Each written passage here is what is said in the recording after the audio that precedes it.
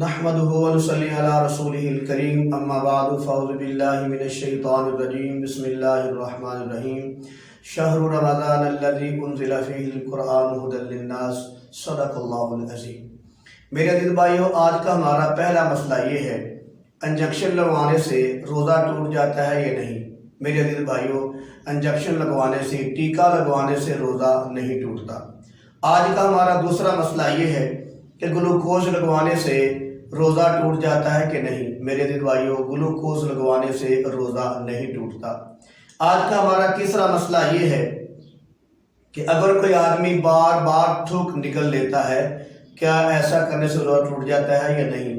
میرے دل بھائیو، بار بار تھوک نکل لینے سے روزہ نہیں ٹوٹتا۔ ہاں، کوئی اگر آدمی زیادہ تھوک جمع کر کے تو نکل لیتا ہے تو ایسے روزہ مکروہ ہو جائے گا، لہذا روزہ ٹوٹتا نہیں ہے۔ آگے مسئلہ یہ ہے کہ اگر مکھی یا دھواں وغیرہ یہ گرد و غبار اندر چلا جائے تو روزہ ٹوٹ جاتا ہے کہ نہیں؟ میرے دل بھائیو، مکھی اندر چلی جائے اچانک اور دھواں چلا جائے یا گرد و غبار چلا جائے تو ایسے روزہ نہیں ٹوٹتا۔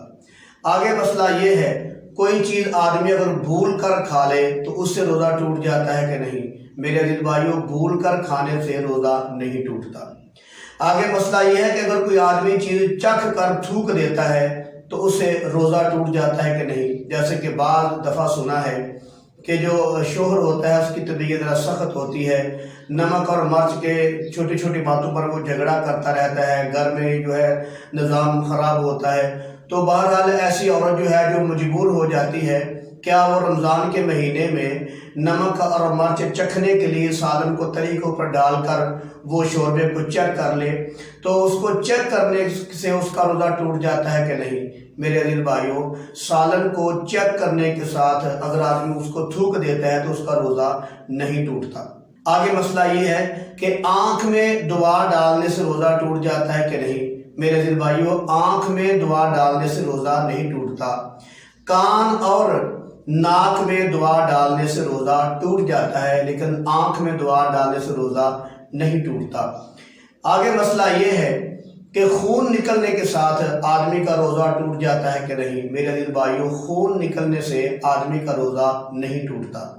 آگے مسئلہ یہ ہے کہ بعض لوگ خون دیتے ہیں، اگر کوئی آدمی رمضان کے مہینے میں کسی کو خون دے دیتا ہے، بوتل نکلواتا ہے خون کی، وہ کسی مریض کو دے دیتا ہے، تو کیا خون نکلوانے سے روزہ ٹوٹ جاتا ہے کہ نہیں؟ میرے دل بھائیو، خون نکلوانے سے آدمی کا روزہ نہیں ٹوٹتا۔ آگے مسئلہ یہ ہے کہ دانتوں میں اگر بار بار خون نکلتا ہو تو کیا ایسے عمل سے، ایسے خود ساختہ عمل سے روزہ ٹوٹ جاتا ہے کہ نہیں؟ میرے دل بھائیو، ایک اصول ہوتا ہے، خون نکلنے سے یعنی کہ جو چیز باہر آتی ہے اس سے وضو ٹوٹتا ہے، اور جو چیز اندر جاتی ہے اس سے روزہ ٹوٹتا ہے، لہذا دانت جو ہیں ان کا خون باہر نکلتا ہے، لہذا اس سے روزہ آدمی کا نہیں ٹوٹتا۔ ہاں، وضو ٹوٹ جاتا ہے، روزہ نہیں ٹوٹتا۔ آگے مسئلہ یہ ہے کہ سرما لگانے کے ساتھ یا آئینہ دیکھنے کے ساتھ آدمی کا روزہ ٹوٹ جاتا ہے کہ نہیں؟ میرے عزیز بھائیو، سرما لگانے کے ساتھ اور آئینہ دیکھنے کے ساتھ یا خوشبو لگانے کے ساتھ آدمی کا روزہ نہیں ٹوٹتا۔ آگے مسئلہ یہ ہے کہ ٹوتھ پیسٹ کرنے کے ساتھ جو برشی کی جاتی ہے دانتوں میں، وضو کرنے کے بعد یا وضو کرنے سے پہلے، اگر کوئی آدمی یہ ٹوتھ پیسٹ رمضان کے مہینے میں کرتا ہے روزے کی حالت میں تو اس کا روزہ ٹوٹ جاتا ہے کہ نہیں؟ میرے دل بھائیو، ٹوٹتا تو نہیں لیکن مکروہ ہو جاتا ہے، کیونکہ ٹوتھ پیسٹ کا ذائقہ جو ہے وہ حلق میں چلا جاتا ہے، لہذا یہ نہیں کرنی چاہیے۔ رمضان کے مہینے میں مسواک جو سنت عمل ہے وہی کرنی چاہیے، لہذا ٹوتھ پیسٹ سے روزہ ٹوٹتا نہیں ہے، مکروہ ہو جاتا ہے۔ آگے مسئلہ یہ ہے کہ سانپ کے ڈس لینے سے آدمی کا روزہ ٹوٹ جاتا ہے کہ نہیں؟ میرے عزیز بھائیو، سانپ کے ڈسنے سے آدمی کا روزہ نہیں ٹوٹتا۔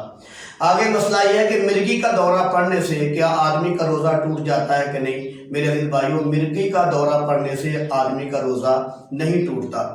آگے مسئلہ یہ ہے کہ بعض لوگوں کو پیشاب کی بیماری ہوتی ہے، بار بار پیشاب کرتے ہیں، کیا پیشاب کی بیماری والا جو آدمی ہے، کیا ایسا بار بار کرنے کے ساتھ اس کا روزہ ٹوٹ جاتا ہے کہ نہیں؟ میرے دل بھائیو، پیشاب کی بیماری والا جو آدمی ہے اس کا روزہ نہیں ٹوٹتا، کیونکہ وہ چیز باہر نکلتی ہے، جب باہر نکلے تو وضو ٹوٹتا ہے اور جب اندر جائے تو روزہ ٹوٹتا ہے، لہذا جو پیشاب کی بیماری والا آدمی ہے اس کا روزہ نہیں ٹوٹتا۔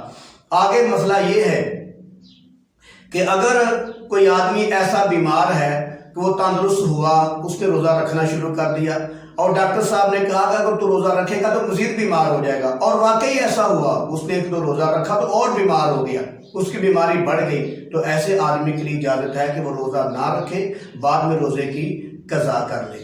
آج کا ہمارا آخری مسئلہ یہ ہے کہ ایک آدمی ایسا بیمار ہوا کہ اس کو تندرست ہونے کی امید ہی نہیں ہے، اور نہ وہ تندرست ہو رہا ہے، تو ایسا آدمی ہے، اس کے ذمہ جو روزے ہیں اس کا کیا کرے؟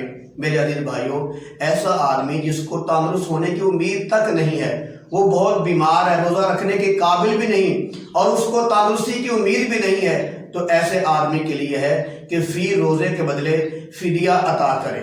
فدیہ کیا ہے کہ وہ جو فطرانہ ہوتا ہے نا عید الفطر کے بعد، وہ فطرانہ جو ہے، وہ فدیہ جو ہے، یہ ایک روزے کے بدلے ایک فدیہ ادا کرے۔ وہ فدیہ کیا ہے؟ وہ ہے تقریباً 2.25 سیر گندم، وہ فی روزے کے بدلے کسی غریب مسکین حقدار کو دے دے، تو اللہ پاک اس کے گناہوں کو معاف فرما دے گے۔ وما علینا الا البلاغ۔